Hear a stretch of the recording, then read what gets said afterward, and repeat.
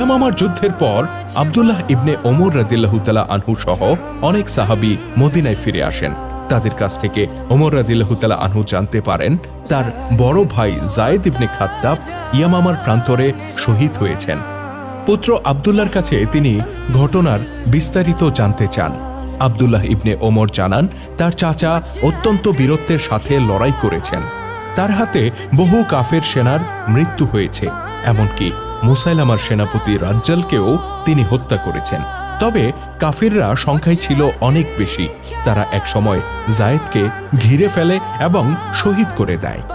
ভাইয়ের শাহাদাতের বিবরণ শোনার পর ওমর রাদিয়াল্লাহু তাআলা আনহু তার পুত্রকে বললেন, তোমার চাচা যুদ্ধ করতে করতে শহীদ হয়ে গেল, অথচ তুমি জীবিত অবস্থায় ফিরে এলে। তোমার কি এর জন্য লজ্জা করে না? এই কথা বলেই ওমর রাদিয়াল্লাহু তাআলা আনহু নিজের ঘরে ফিরে গেলেন। তিনি নিজের পুত্রের সাথে কথা বলা বন্ধ করে দিলেন, এমনকি তার মুখ দেখাও বন্ধ করে দিলেন। অতঃপর আব্দুল্লাহ ইবনে ওমর পিতার কাছে গিয়ে বলেন, আব্বাজান, আমার চাচা আল্লাহর কাছে শাহাদাত চেয়েছিলেন। আল্লাহ তাআলা তার প্রার্থনা কবুল করেছেন। আমিও শাহাদাত প্রার্থনা করেছিলাম, কিন্তু আল্লাহ তা কবুল করেননি। আল্লাহ না চাইলে আমরা কি করে শহীদ হতে পারি?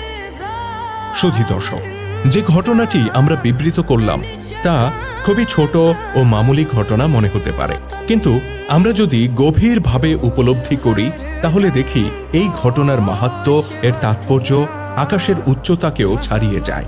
সন্তান যুদ্ধের ময়দান থেকে জীবিত অবস্থায় ফিরে এসেছে। পিতা মাতার কাছে এর চেয়ে আনন্দের খবর আর কি হতে পারে?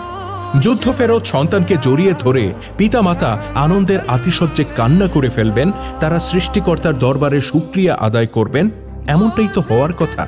কিন্তু আমরা এখানে দেখি ঠিক তার বিপরীত ঘটনা। পুত্র আব্দুল্লাহ কেন যুদ্ধের ময়দান থেকে সুস্থ শরীরে ফিরে এসেছে, কেন সে শহীদ হলো না, তার জন্য পিতা সন্তানের মুখ দেখা বন্ধ করে দিয়েছেন।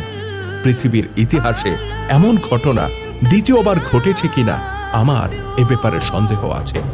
এখানে প্রশ্ন থেকে যেতে পারে, হযরত ওমর রাদিয়াল্লাহু তাআলা আনহু কি কারণে নিজের পুত্রের সাথে এমন আচরণ করলেন?